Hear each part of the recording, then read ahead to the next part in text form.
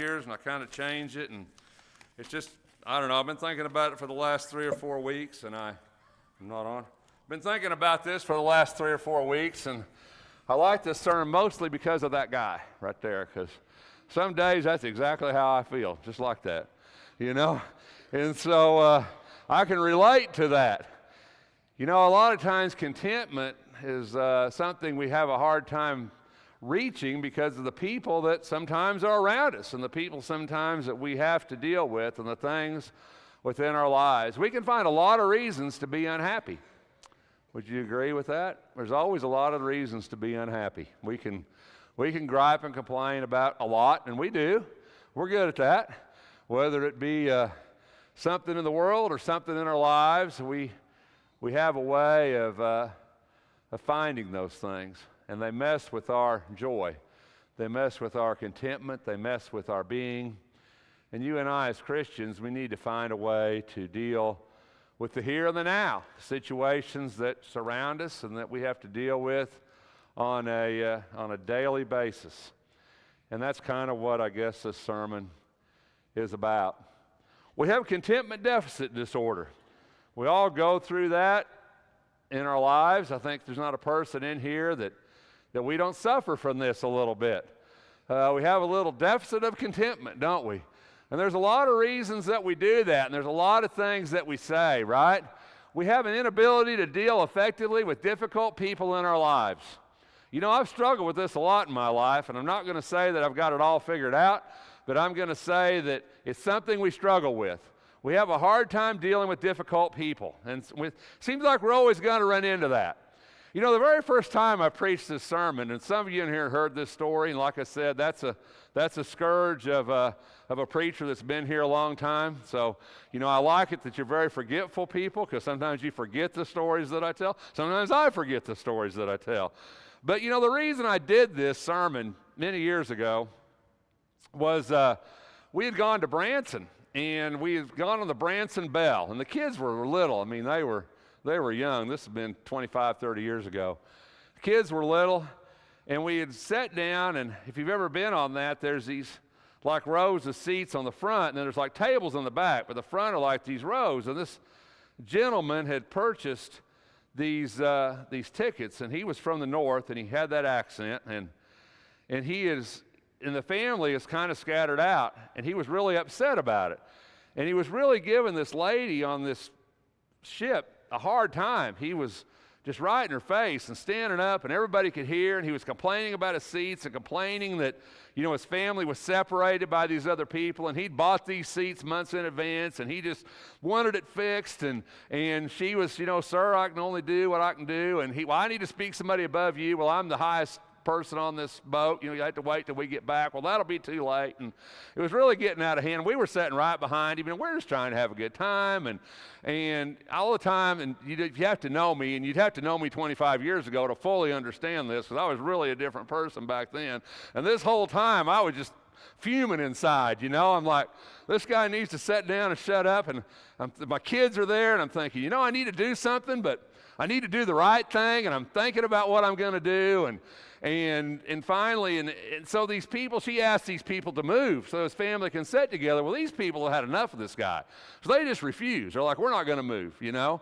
And so this is just really getting out of hand, and I'm sitting there, and the thing's fixing to start, and the kids are there, and I'm thinking, you know, what do I do? So finally, I go down there to this guy, and I'm being calm, and I'm going to be nice, and I go down to this guy, and I say, you know, sir, we're just trying to enjoy this here, and I know you're upset. And I said, but I'll tell you what, I said, if you'll just sit down and be quiet, I said, I will buy your tickets. I said, I'll just buy your tickets, you know, so you won't be out a dime if you'll just sit down and be quiet. And this guy looks at me for a minute, and he looks at his wife, and he says, see, they have upset him too, you know. You know? But he did sit down, and he was quiet. And I thought, you know, it's one time in my life I handled a situation in a decent fashion. But, you know, I thought about that with difficult people. How do we deal with difficult people? How do we handle those things? You know, we have a compulsion to move to a different place, don't we? Change our job or leave our spouse. We think these things in our life are what's causing our problem. And, you know, somehow I need to get away from that. Somehow I need to get past it. Somehow, if I didn't live here, if I wasn't married to this person, if I didn't have this job, if I didn't have this supervisor, if I didn't have these coworkers, my life would be all right. They're the problem. And if I can remove that problem, then I can be happy, because that's the problem. Sometimes we don't realize that maybe we're the problem. Maybe it's not all those things on the outside. Maybe we're the common denominator. We're the factor. Maybe we're the problem. And maybe our lack of contentment, our lack of being happy, and our lack of being able to find happiness is what does that, right? We have an attitude that anything's better than what I have right now. It's kind of like that old Jerry Clower thing about the coon and the tree, right? Where he says, shoot up here amongst us, because one of us has got to have some relief, right? Anything's better than what I got right now. Anything else is better. I'm just not happy with where I'm at. I'm not happy with my life. I'm not happy with my job. I'm not happy with my relationships. I'm just a miserable person. And anything's got to be better than this, and I need to find something different. We perceive our life as hopeless and void of meaning. That's one thing that's one of the worst things that we do, right? We feel like we're not getting anywhere. We feel like we're not accomplishing anything. We feel like we don't have meaning in our life or purpose in our life. We feel like every day is the same. Groundhog Day, I'm doing it over and over and over. I'm fighting the same battles. I'm fighting the same fights. I'm fighting the same things in my relationships. And after a while, it just beats you down. And you're like, I don't know what I'm going to do. I can't live like this. Something needs to change. I don't know if you've ever been to that place in your life, or if you are in that place in your life, but it's a difficult place to be, and you have to think, what do I got to do to change this? What do I got to do to get out of this? What do I got to do to make this better? How am I going to deal with these situations? And what do I do, in God's eyes? How do I deal with this? Sometimes you got to think that God's placed you where He wants you to be, not always where you want to be. I think sometimes God puts us in difficult situations and difficult things because that's where we need to be. And sometimes you can take that difficult thing and that challenge and you can say, I'm going to quit. I quit. I'm not going to do this. I don't need this. I don't need this in my life. I'm not going to do this. I've been there. Everybody's been there. And you think, I'm not going to do it.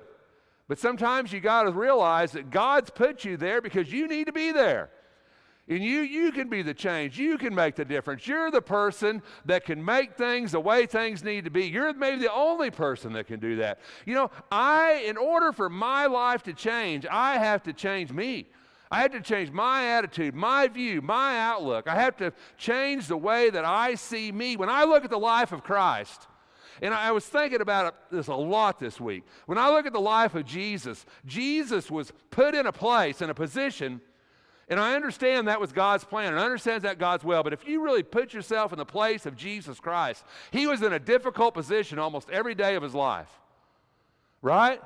People were always out to get Him. People were always trying to trick Him. People were always using Him just for what they could get out of Him. Every day of the life of Christ, He could have got up and said, I'm done with you people. I'm finished with you. I don't want this in my life. I don't need this in my life.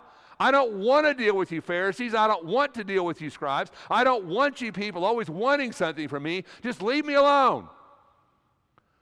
Jesus could have done that any day. And we would have probably said He'd done the right thing, because the truth is He was in an almost impossible situation in His life. But Jesus didn't do that, because Jesus knew He was right where God placed Him. He was right where He needed to be. Those of you that know me, I didn't start in Oklahoma. I started in Colorado. And I loved it there. And I had friends there, and I snow skied, and I had aspirations of being a smoke jumper in the summer and a ski patrol in the winter. That's what I wanted to do. That was my life. That's what I wanted to do. And my family forcibly, against my will and my screaming, moved me to Oklahoma at a young, tender age.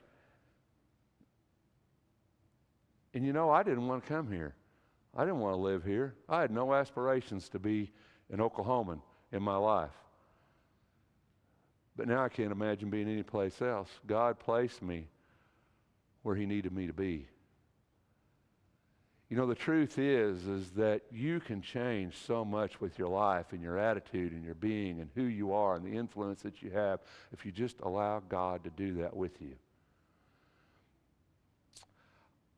I'm not a strong enough person to deal with a lot of the things that go on within my life. But God is strong enough to do that.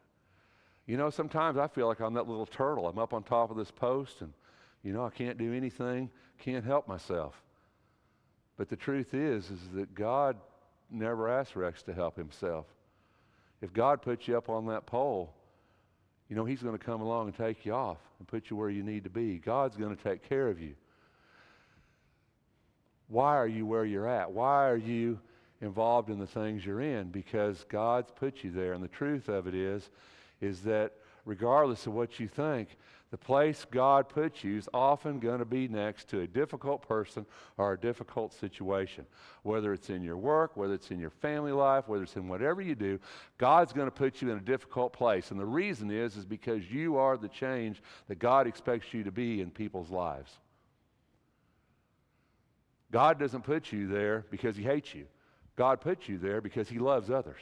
God put you there because you have the ability to make a difference. You have the ability to make a change that nobody else can do.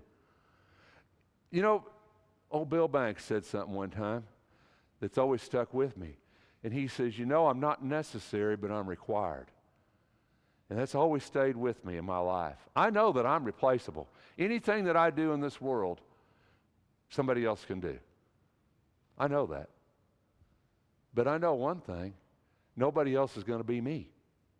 Nobody else is going to do it the way I do it, handle it the way I do it. They can't do that because I'm unique. I'm not necessary. Somebody else can do it, but I am required. God requires me to handle things and to be able to do that in a godly way and in a Christian way. And I'm going to be in this, God's going to put you in these places. Have you ever thought about that? God put me there for a reason. God put me there to make a difference. It's not always easy to make a difference. Sometimes we feel like we don't make any difference. But a lot of the world that revolves around you is because of you. You know, there's a story about a guy that was on this gas station rocking in his chair, you know, this old timer in this little town. And a guy pulls up and he says, you know, I'm kind of looking for a place to live. And he says, I kind of like to know a little bit about this town. And the old man's rocking in the chair and the old man says, well, he says, how is it where you live? The man says, well, he says, you know, the neighbors are kind of bossy and nosy and don't get along very well. And to be honest, people just aren't real friendly where I live. And I really don't care for it there too much. And the old man says, well, he says, that's probably about like it is here. A little while later, old guy come along and says, I'm kind of looking to move, looking for a town. And he says, well, I like this town. The old man rocking in a chair, he says, well, he says, how is it where you live? And he says, well, you know, where I live, he says, everybody's friendly and helps each other and gets along. And he says, it's really a nice little community, nice town, and I really enjoy it there. And the old man looks at him and says, well, he says, that's about how it is here. You know, the old man was smart enough to know that they were the common denominator in their happiness or their unhappiness. It wasn't the place that they lived or the people that they associated with. It was their attitude. It was what they did and how they looked at life. And it wasn't about the other people. You know, God expects us to look at ourselves first, doesn't he? In the Sermon on the Mount, he says, take that log out of your eye before you look at the speck in your brother's eye. You know, God expects us to look to ourselves first, to find happiness within us and contentment within us. You know, have you ever been in a Groundhog Day in your life? Have you ever been in that where you walked into the same fight every day? You ever done that? You know how miserable that is in your life? You ever done that with your spouse or your kids or your job, and every day you walk in and you fight the same fight and you say the same things and you know what they're going to say before they say it? You ever done that? You ever had those days? Nobody in here's ever had them days. I've had them days. You know what I mean? And I knew what I was going to say, and I knew what they were going to say, and I knew the next thing I was going to say, and I knew how it was going to wind up, and I didn't want to do it anymore. You ever been there? And you know, one day I decided that the only way it was going to change is if I changed. If I changed how I said and how I reacted and the things that I did. Because I determined that Jesus walked into situations all the time in his life, and the way he handled them was so different depending on the people that he was around. But Jesus told us something on the Sermon on the Mount, didn't he? And these are words that are so true and so meaningful. And have you ever really thought about what Jesus says? You know, we always skip over the first part, don't we? The Beatitudes, we call them, the blesseds. But I want you to listen to me. Jesus opened his mouth and began to teach them, saying, "Blessed are the poor in spirit, for theirs is the kingdom of God. Blessed are those who mourn, for they will be comforted. Blessed are the gentle, for they will inherit the earth. Blessed are those who hunger and thirst for righteousness, for they will be satisfied. Blessed are the merciful, for they will receive mercy. Blessed are the pure in heart, for they will see God.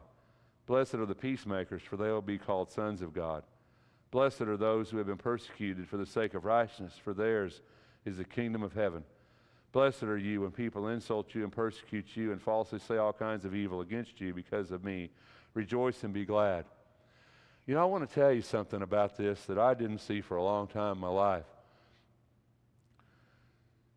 This isn't where Jesus is saying, "You'll be blessed if you do this." Jesus is saying, "I'm blessing you because this is who you are." Jesus blesses us where we're at. You know, when I was a little bitty kid, my parents fought. It was unbelievable. You can't imagine. Well, you probably can. Maybe you live in the same situation. I don't know. I'm not that unique. My dad drank. My mom would come home. It was the same fight every night. It was awful. We were little bitty kids. They'd walk in. They was fighting before the door closed. They'd yell at each other, scream at each other, cuss at each other. Sometimes she'd run off and leave me with my sister and my drunk dad. And I just wanted them to get along. And I always thought, and when I read this verse when I was a kid, and it says right here, it says, "Blessed are the peacemakers, for they will be called sons of God." You know, I always thought that's what I was at that stage in my life. I don't think I was very good at it. But I always thought I was a peacemaker. You know, Jesus doesn't say, "Go be a peacemaker and you'll be blessed." Jesus says you're blessed because you are a peacemaker. All these things that Jesus says is blessing you where you're at in your life. And if you read this list, all of us are someplace in this life. We're someplace. And Jesus says, "I'm blessing you where you're at."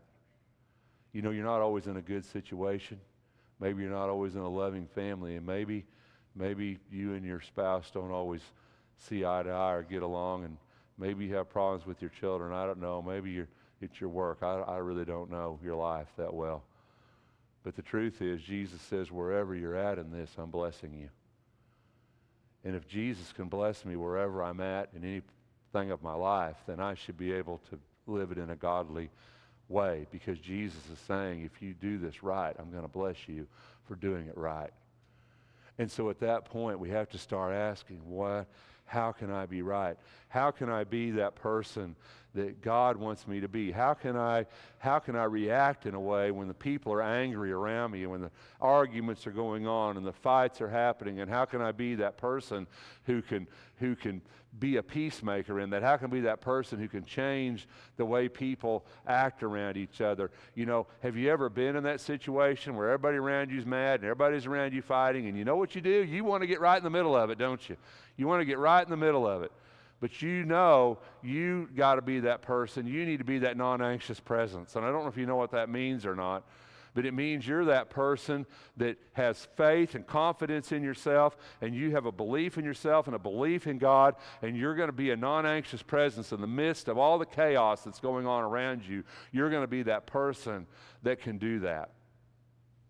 It's an amazing ability if you can do that and not get caught up in that emotion and the things that are happening, and be that person that people learn they can depend on and lean on, because you're that person who doesn't get caught up in the mess and the fray of everybody else's emotions and everything else that's going on and the mess of what's happening. You got to be that person that has that confidence that you can make that right response. You can be that person that God wants you to be in the midst of chaos. Because God is not a God of chaos. God is a God of peace. And He wants peace in your life and peace in your family and peace in your relationships. And you've got to be the start. You've got to be the catalyst that makes that happen. You know, Jesus is in this storm, right? In Mark 4, there arose a fierce gale of wind. The waves were breaking over the boat, so much that the boat was already filling up. And Jesus was in the stern. That's the smoothest part of a boat, just in case you ever want to know that, just FYI. He was in the stern, asleep on the cushion. And they woke him and said to him, Teacher, do you not care that we are perishing? See, Jesus, he was that non-anxious presence. Why? Why in the midst of all this chaos, in the midst of this storm, in the midst of these people screaming and crying out and yelling, and Jesus is asleep, and Jesus isn't concerned, and Jesus is able to sit back there and sleep? Why? Because he has confidence, you see? He has that confidence that only comes from knowing that God's going to take care of this. Jesus never doubted. Jesus was never concerned because Jesus knew who had control of this situation, and Jesus knew that they weren't going to perish. Jesus knew that it was going to be all right. Jesus had confidence in God and in himself and in who he was as a person. You know, if people talk bad about you, you know, sometimes in my day, before 10 o'clock, at least a half a dozen people have probably told me something that I did wrong. You know what I mean? I mean, that's how my day goes sometimes. And you know, that doesn't bother me at all. And the reason it doesn't bother me is because I have confidence in who I am. I have confidence in what I am and what I believe. I have confidence in that. You can't shake me with words anymore because I know me. I know me. I know who I am. I know my heart. I know what I'm about. And those things don't shake me anymore because just like Jesus had confidence in God and confidence in himself and confidence in his ability, I have confidence in those things too. You know, the reason we get shook by people is because we doubt, because we have fear, because we have strife, because we don't have the confidence that should come from a relationship with Christ that allows us to get past these difficult situations and these difficult relationships within our life. Life is about conflict, unfortunately, and conflict is something that you and I as Christians have to deal with in a godly manner, and I always haven't been real good at that, but I'm getting a lot better at it. I'm getting better at it. Do you see the bigger picture? Do you see your place, your role in this kingdom and in God's kingdom and the way that you act and react to situations around you? Have you looked closely at the life of Jesus Christ and how he dealt with so many conflicts within his life? Jesus had a way of doing it, didn't he? You know, Jesus, we can say a couple times got angry, and that would be true. For the most part, Jesus didn't respond in anger. Jesus didn't respond in hate. Jesus responded with truth, with confidence, with sincerity. Jesus knew exactly who he was, exactly what he needed to accomplish, and Jesus did those things. You and I have to be that person in the world, that person in our relationships, in our marriages. Don't fight the same battles over and over. Change the rules. Change how you deal with people, with conflict. God expects us to be godly. I mean, that sounds stupid, doesn't it? But there's so many times in my life that I just wasn't very godly in how I responded to things. I wasn't proud of myself, and I don't think God was proud of me. But occasionally, every once in a while, I get it right.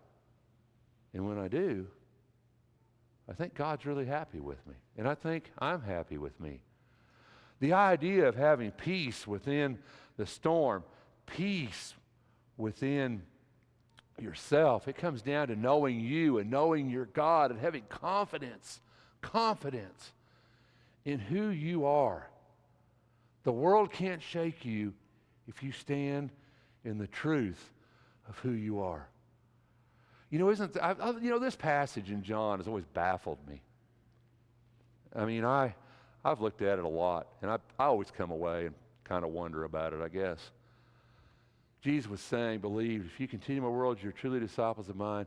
But you know, this week, I really looked at the whole deal. You know, so many times we kind of pull this out of there. So this week I kind of went back into John 7, the last of John 8, and I kind of tried to put it in the context of all the conflict. And if you really look at this passage, there's so much conflict going on around Jesus. You know, this is the midst of these huge arguments he's having, the scribes and the Pharisees. All these things are going on.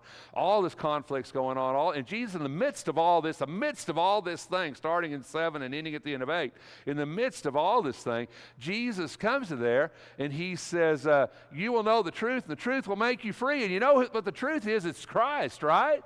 He says, you will know me and I will make you. I really got to thinking about that. You know, Jesus says, I'm the way, the truth, and the life, right? In John, I'm the way, the truth, and the life. No man comes to the Father except through me. I am the truth.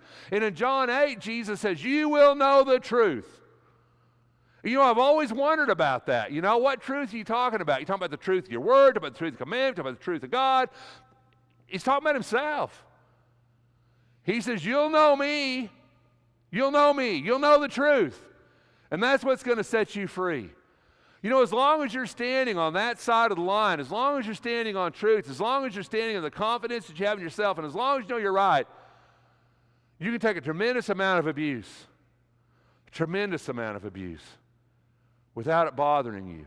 Because in your heart, you know you did the right thing. You know you're standing in the truth. You know you're standing on what you need to stand on. You have confidence within yourself.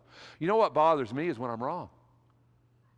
That's really what bothers me more than anything, is when somebody comes to me and I really messed up. I really did something wrong. And then I have to have the ability to take the blame for that. And to understand that I need to move my position. I need to change. In this life, as we deal with these things, there's some really great myths, and the Bible talks about them. The first thing it talks about, and we hear this a lot, it says, if I could be with someone else, I would be happy. You know, I've heard that so many times in my life. You know, my problem is not me, it's you. Right? My problem is not me, it's you. I'm good, I'm perfect, I'm wonderful, I'm the best person on earth, and anybody would be happy to have me. Right? You're the problem. Yeah, you're laughing. Because you know that's not true, and I know that's not true too, right? I mean, that's the stupidest thing anybody ever said, right? If you really knew me, you'd love me. Well, chances are you wouldn't. you know, the truth is I'm flawed as anybody. You know, I got more flaws than anybody. You know, if you've ever read the story of Tamar and Amnon in 2 Samuel 13, you know, he loved her and he desired her and he wanted her and she put him off. And, you know, she was like a stepsister. He says, you know, if you'll ask David, he'll give me to you. Finally, he forced himself upon her. If you read this story, he desired her so much, she was all he could think about. And he forced himself upon her. And you know, the Bible says after he did that, it says he hated her as much as he loved her. You know, when he got what he thought he wanted, it turns out that's not what he wanted at all. You and I, sometimes we think it's the people in our lives that make us unhappy. And that's not always true. Sometimes we're the problem. We're the common denominator. I was visiting with a guy one time years ago. Came to church, actually came to the office, and he said, I need to talk to you about this going on in my life and all this. And I said, okay. So he started talking about all these jobs he had, you know, and he said, I had this one job, and he was wanting help. And he said, I had this one job, you know, and he said, I only had it about 2 weeks, and the supervisor was awful, and he got mad at me, and, you know, he let me go. And then I got this other job, you know, and he said, I was kind of got in close with this girl there, and the guy liked this girl too, and so he fired me. And the story goes on and on and on, you know. About 5 or 10 jobs. And so finally I looked at him, just trying to be honest. I looked at him and I said, you know, the common denominator in this is you. You know, nobody goes through 5 or 10 jobs. You know, the common denominator here is you. You know, you need to look at yourself. You need to change who you are in order for this to work out. And you know, I think about that in my life a lot of times. I need to look at who I am. I need to have confidence in myself, truth in myself. I need to know who I am. It says if I could go someplace else, I would be happy. But like I said, that doesn't ever hardly work out, because whatever unhappiness you have, you're going to carry it with you wherever you go. If you can't be happy here, chances are you can't be happy anywhere, because the happiness just is not in you. It's not for you to have. You know, we've got to solve ourselves first. Abraham and Lot, right? He says, give you where you want to go. And Lot says, I'll take the valley. And look how that worked out for him. Not too good, I might add, right? The truth is that where we're at does not always affect who we are, and generally doesn't. If I could have something else, I would be happy. Ain't that what we think sometimes? If I could just go have this, if I had this, or if I had that, then I would be happy. And yet we know that's just simply not true.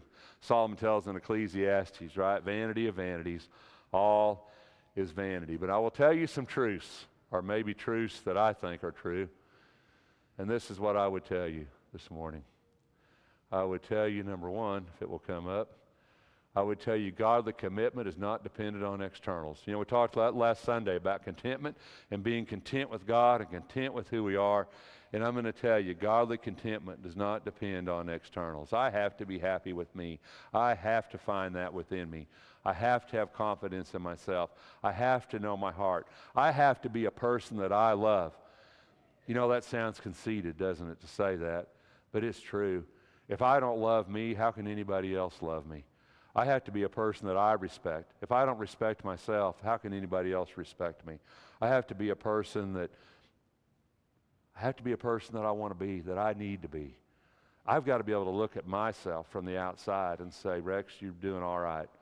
You know, have you ever asked somebody their honest opinion of you? Have you ever done that?